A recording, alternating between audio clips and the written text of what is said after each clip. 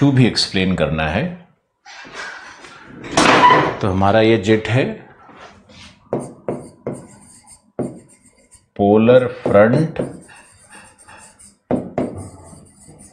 Jet, ध्रुवीय वाताग्रीय jet, ध्रुवीय वाताग्रीय jet. यहां देखो, ये है हमारा, मान लेते हैं फेरल सेल। रुको, इसे नहीं, ऐसे नहीं दिखेगा।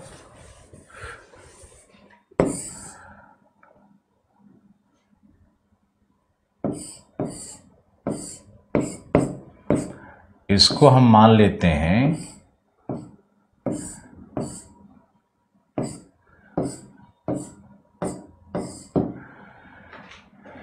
ये, मान लो है 60 से 65 डिग्री का अक्षांश।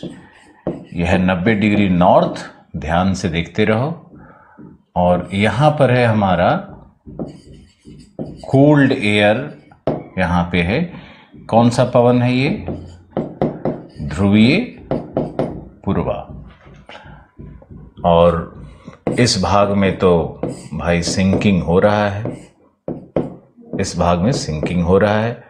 और ये हाई प्रेशर का बेल्ट है, पोलर हाई प्रेशर। और इसको हम मान लेते हैं इस तरह से हमारी क्षोभ सीमा प्राप्त होती है ना। क्षोभ सीमा इसी तरह से प्राप्त होती है। अब सेल को देखते हैं। तो ये हमारा है पोलर सेल, ये हमारा है फेरल सेल। तो फेरल सेल में यहां पर पवन कौन सा है? पछुआ पवन है। ये है हमारा सब ट्रॉपिकल हाई प्रेशर, जहां पे ये वायु का अवतलन इस तरह से होता है। कोई कष्ट हो बताओ? कष्ट तो नहीं है ना? ये तो डायग्राम ड्रॉ करो पहले, और इस डायग्राम को कई बार ड्रॉ किया जा चुका है।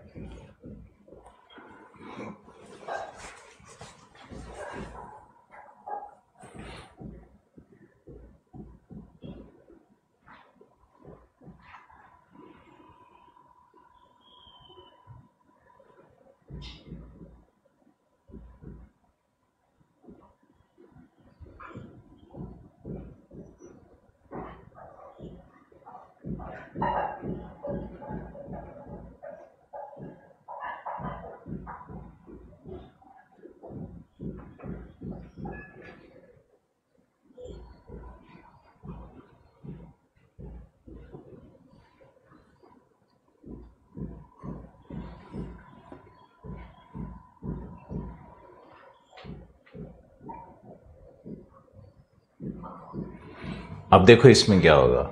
जो ठंडी वायु है, ये ठंडी वायु इस तरह से रहती है, इस तरह से ठंडी वायु अग्रसर रहती है। ये इस तरह से रहती है ठंडी वायु। पिछले मॉडल में हमने क्या बताया था कि ध्रुवीय पूर्वा और पछुआ टकराया, पछुआ ऊपर गया, हाफ एयर इधर कर दिया था, हाफ एयर इधर कर दिया था।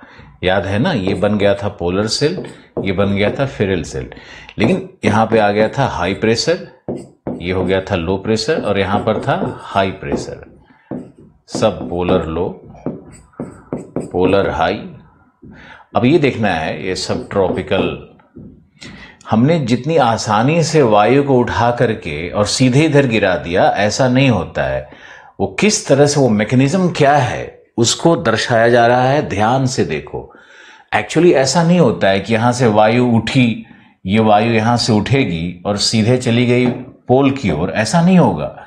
ये वायु ऊपर की ओर ऐसे उठ रही है, तो ये सीधे पोल की तरफ नहीं जाएगी। ये सीधे इस तरह से पोल की तरफ अगर जाएगी भी, तो इसको कोल्ड एयर अपोज करेगा। यही आपको समझना है मुख्य रूप से, कि जो कोल्ड एयर है इसको अपोज करेगा। थोड़ा सा इसमें हम वो कर देते हैं चेंज, ताकि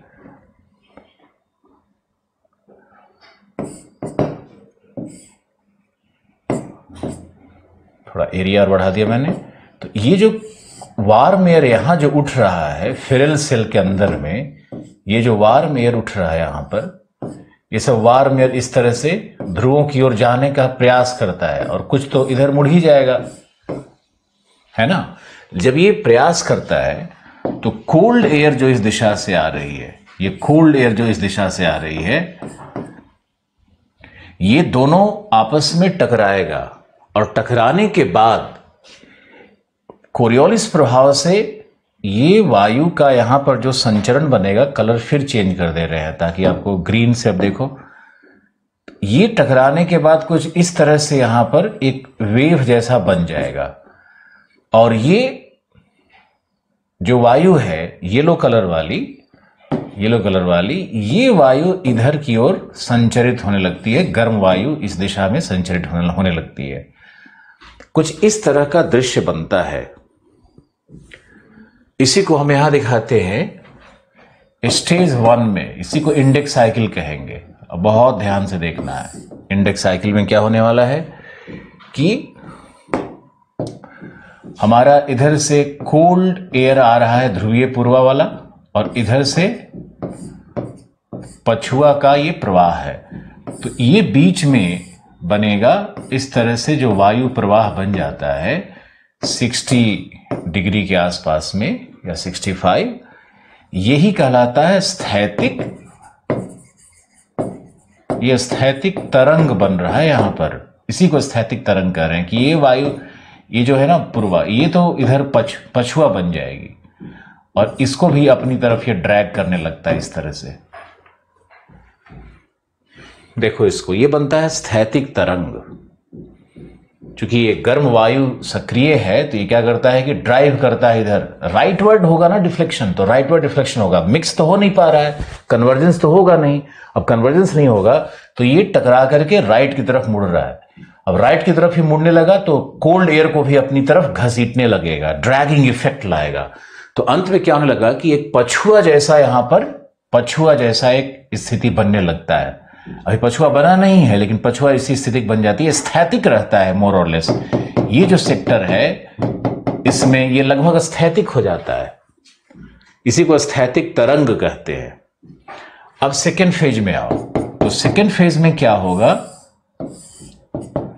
कि कोल्ड एयर इधर पुश कर दी और वार्म एयर ऊपर की तरफ पुश कर दी है। देखो ऐसे हो गया, ये रहा वार्म एयर और ये कोल्ड एयर अंदर घुस गई। ये जो कोल्ड एयर है ना, कोल्ड, ये अंदर घुसेगा, ये है तुम्हारा वार्म। तो कोल्ड एयर अंदर घुस गई है, ये डब्ल्यू क्या है, वार्म एयर। और ये क्या बन गया, ये जो संचरण जो पहले स्थैतिक तरंग था वो अब विसर्पित हो गया है, वो अब विसर्पित हो गया है। तो विसर्पित होने के कारण क्या होगा, इसको हम लोग कहेंगे रॉसबी वेव। ये इसी तरंग को रॉसबी वेव की संज्ञा दी गई है। और तीसरे स्टेज में आओगे तो क्या होगा, अब ये दूसरे स्टेज में यहां पे आ जाओ। यहां पे क्या हो गया, यहां पे कोल्ड एयर देखो इधर पुश कर रहा है और वार्म एयर इधर पुश कर रहा है। तो अंत में क्या हो जाएगा, ये तरंग इस तरह से बन जाएगा ना, इस तरह से ये तरंग ऐसे बन जाएगा।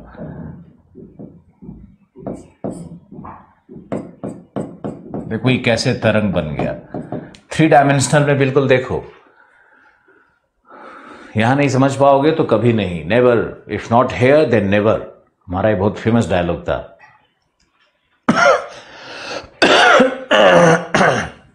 2008-9 में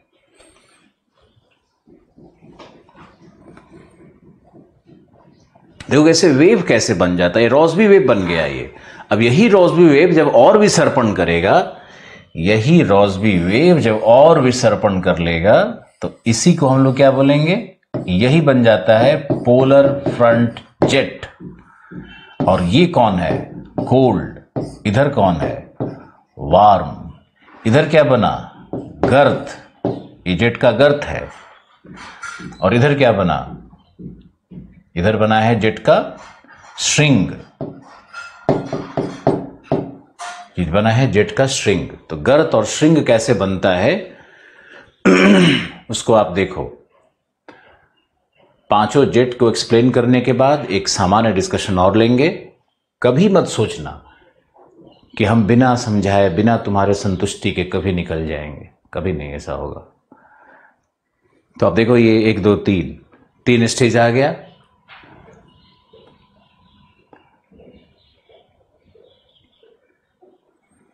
अब चौथे स्टेज में क्या होगा? इसी में अगर तीसरा स्टेज आपको दिखाना है तो थोड़ा विसर्पण को और दिखा दो, इस तरह से विसर्पण दिखा दो। विसर्पण बढ़ गया, ऐसे हो गया जेट ये। अब देखो ये पूरा ऐसा जेट बना हुआ है, विसर्पण बढ़ा दो, कोल्ड एयर अंदर घुस गया।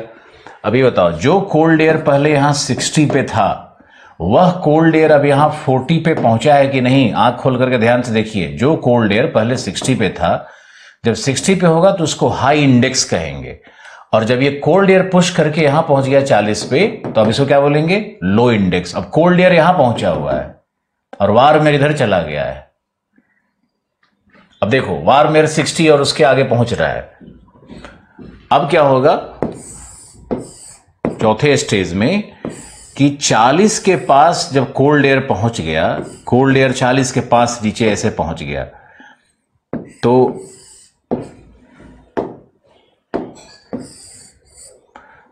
जब 40 के पास नीचे कोल्ड एयर यहां पहुंच गया, तो वार्म एयर ऊपर में इस तरह से देखो कट ऑफ हो गया। ऑक्सबो लेक कैसे रह जाता है दूसरी तरफ, और यहां पर क्या आ गया? ये कोल्ड एयर इधर भी घुस गया है। ये सब कोल्ड एयर है और फिर से स्थैतिक दशा बन जाएगी। ये है अब 40 डिग्री नॉर्थ, और ये था हमारा 60 डिग्री नॉर्थ। अब जो नया स्थैतिक तरंग बना है वह 40 डिग्री पर बना है, इसीलिए इसको कहेंगे लो इंडेक्स। ये लो इंडेक्स है जेट का। और यहां जो ये बना है 60 डिग्री पे, तो इसको क्या कहेंगे? High index. उच्च सूचकांक है ये जेट का। रूपा मेड सिंपल में दिया हुआ है। यहां जेट खत्म हो जाएगा, यहां पे जेट खत्म हो जाएगा, और जो गर्म वायु है देखो इस दिशा में आगे बढ़ गई, और ठंडी वायु इस दिशा में आगे बढ़ गई है, यानी मिश्रण हो गया है। और जब मिश्रण हो जाएगा तो अपने आप जेट खत्म हो जाएगा। इसीलिए ये जेट 6 से 7 दिनों के अवधि में उत्पन्न होता है। इसका जीवन काल 7 से 8 दिनों का होता है अधिकतम। और जब भी वायु राशियां आएंगी, मिश्रित होंगी, ऊपर में जेट बनेगा, नीचे में साइक्लोन बनता है, ऊपर में जेट बनता है। और ऊपर में जब जेट बनेगा तो 7-8 दिन में वायु राशि का मिश्रण खत्म हो जाएगा, और मिश्रण के खत्म होते ही जेट भी खत्म हो जाता है। तो ये 60-65 पे जो ये जेट बनता है, ये परमानेंट नहीं है। ये प्राइमरी जेट है, परमानेंट नहीं है। ये बनते रहता है, विनष्ट होते रहता है, बनते रहता है, विनष्ट होते रहता है। यही प्रक्रिया जारी है, और ये एक मैकेनिज्म है लैटिट्यूडनल हीट बैलेंस को मेंटेन करने का, कि जो ट्रॉपिकल एयर में जो सरप्लस हीट है, अधिशेष है उष्मा का, और जो ध्रुवों में ह्रास है उष्मा का, तो दोनों उष्मा का एक्सचेंज करता है, कोल्ड एयर इधर और वार्म एयर इधर। यही मूल प्रक्रिया चल रही है। साइक्लोन भी यही होता है। तो ये था हमारा दूसरा जेट। अब तीसरे जेट पे आ जाओ। यहां एक चीज और बता देते हैं, ऊपर में जब ये जेट बनता है ना, तो नीचे भी जो गर्म और ठंडी वायु नीचे भी तो मिल रही है ना, तो यही नीचे में ही साइक्लोन का वेव बनने लगता है। ये ऐसे देखो, यहां नीचे में भी साइक्लोन बनता है, तो नीचे में हो जाता है साइक्लोजेनेसिस, ऊपर में बन जाता है रोसबी वेव। ये रहेगा रोसबी वेव ऊपर में, और नीचे बनेगा साइक्लोन। टेम्परेट साइक्लोन नीचे बनेगा, ऊपर में रोसबी वेव। और टेम्परेट साइक्लोन और रोसबी वेव का बहुत ही घनिष्ठ संबंध है, अंतर संबंध है। दोनों में पहले तो रोसबी वेव ही अपीयर करेगा, क्योंकि नीचे फ्रिक्शन ज्यादा है तो अभिसरण स्लो होगा, और ऊपर में विंड वेलोसिटी ज्यादा है, फ्रिक्शन कम है, तो ऊपर में अभिसरण पहले शुरू हो जाता है। इसीलिए रोसबी वेव पहले प्रकट होगा। फिर रोसबी वेव के बनते ही नीचे धरातल पे साइक्लोन बनने लगता है एक ही सिस्टम। दोनों ही ठंडी और गर्म वायु राशियों के मिश्रण से उत्पन्न या अभिसरण से उत्पन्न परिघटनाएं हैं, मौसमी घटनाएं हैं।